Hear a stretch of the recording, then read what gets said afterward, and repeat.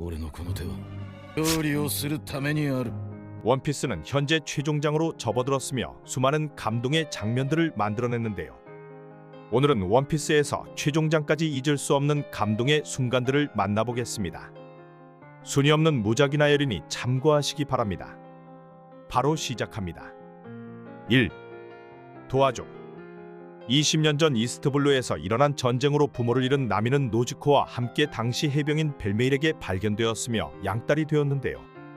코코야시 마을에서 함께 귤밭을 가꾸며 성장을 해왔고 풍족하지는 않았으나 마을 사람들 덕분에 행복한 나날을 보내고 있었습니다. 私はこの子たちと生きていく。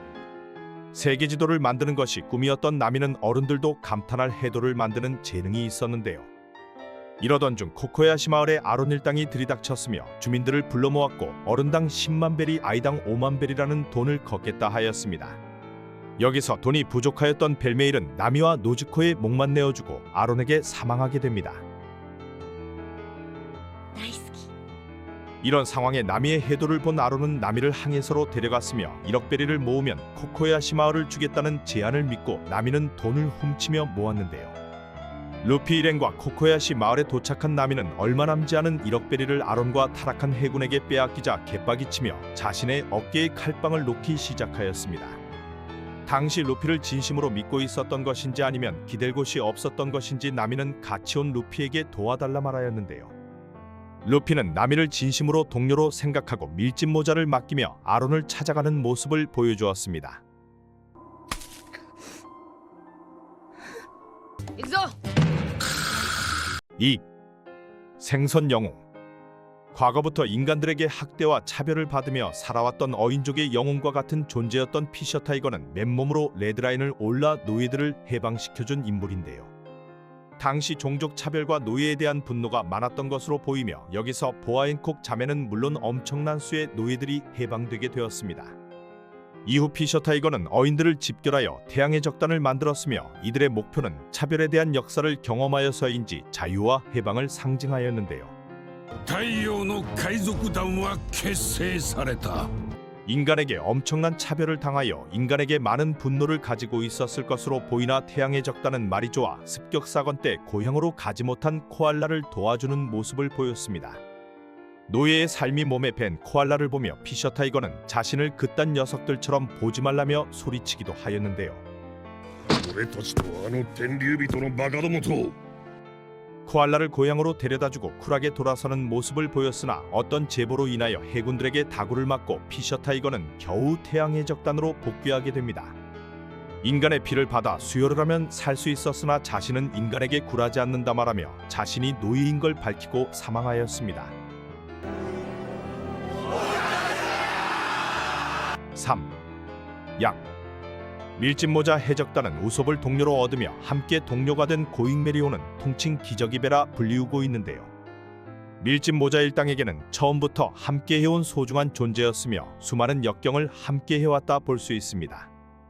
하늘섬을 일반적인 루트가 아닌 미쳐버린 해류를 타고 날아가기도 하였으나 워터세븐에서는 결국 더 이상 탈 수가 없는 배라고 판정을 받게 되었는데요. お前たちの船はわしらの腕でももう直せん。 이 결과로 메리호로 인해 객기를 부리던 우솝과 루피가 싸우는 계기가 되기도 하였으며 메리오는 최악의 상황에서 우솝과 함께 결국 동료들과 헤어지게 되었습니다.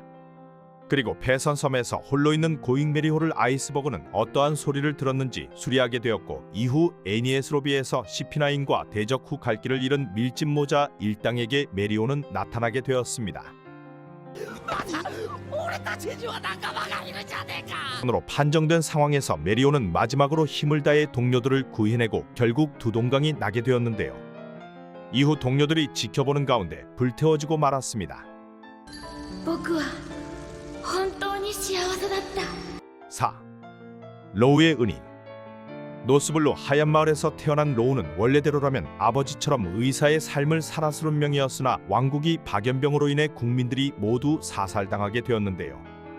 마을에서 유일하게 혼자 살아남게 된 로우는 세상을 혐오하게 되었으며 자진하여 도플라밍고 패밀리를 찾아가는 모습을 보였습니다. 자신과 비슷한 모습을 로우에게 본 도플라밍고는 로우를 받아들였고 인연이 지난 시점 로신한테는 로우의 진짜 이름을 듣게 되는데요.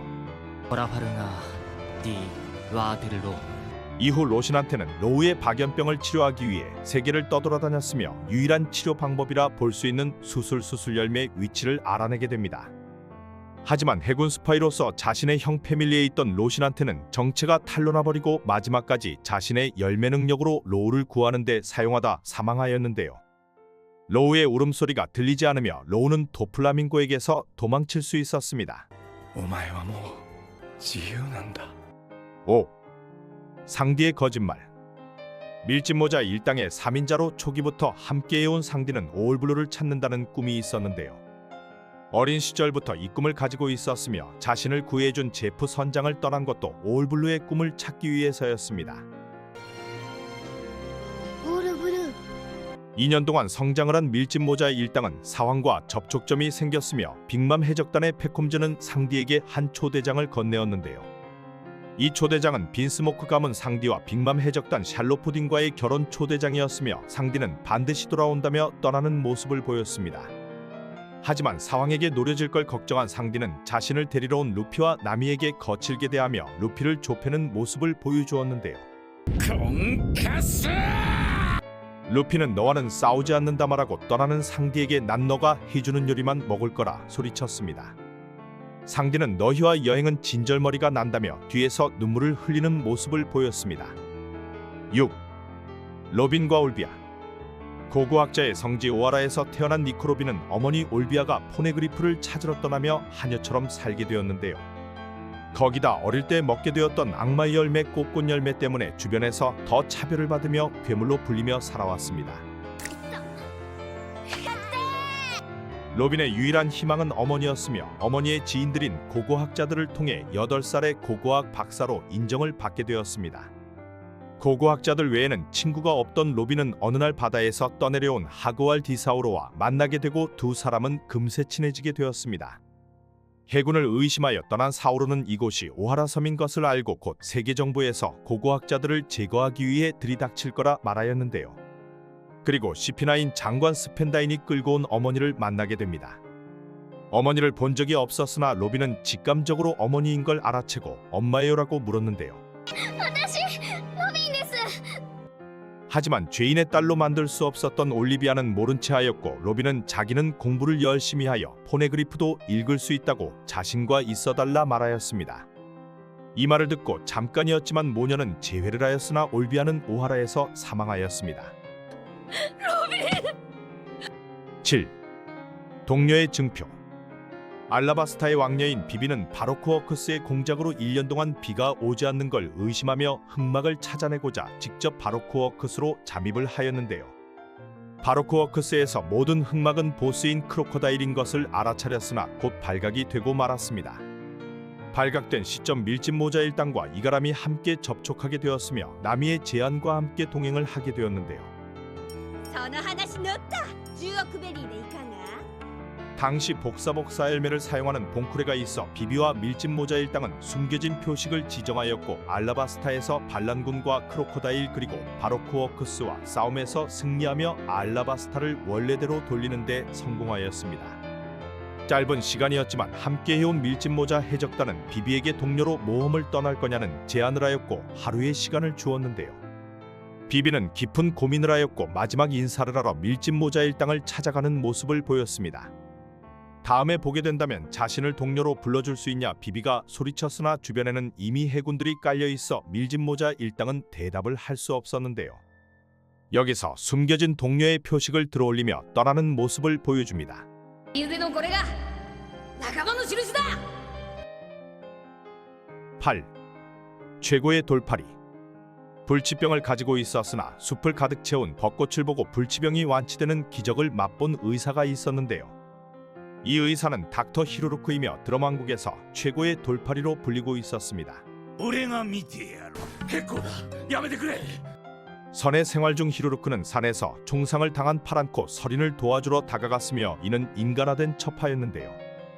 인간에게 계속 공격을 받아온 첩하는 닥터 히로루크를 공격하였으나 히로루크는 알몸으로 자신은 의사라며 널 돕겠다 소리치는 모습을 보였습니다. 초파를 치료 후 함께 1년을 살아왔으나 닥터 히로루크는 갑자기 초파를 쫓아내며 다시는 돌아오지 말라 하였는데요. じゃ達者でな。 히로루크는 병에 걸려 4일밖에 살 수 없어 이런 결정을 하였으나 쿠레아를 통해 3주 정도 수명을 연장할 수 있었습니다.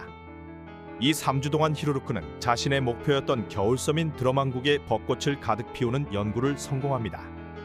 히로루크는 수명이 얼마 남지 않은 시점 한 소식을 듣게 되었고 그곳으로 향하는 모습을 보였는데요.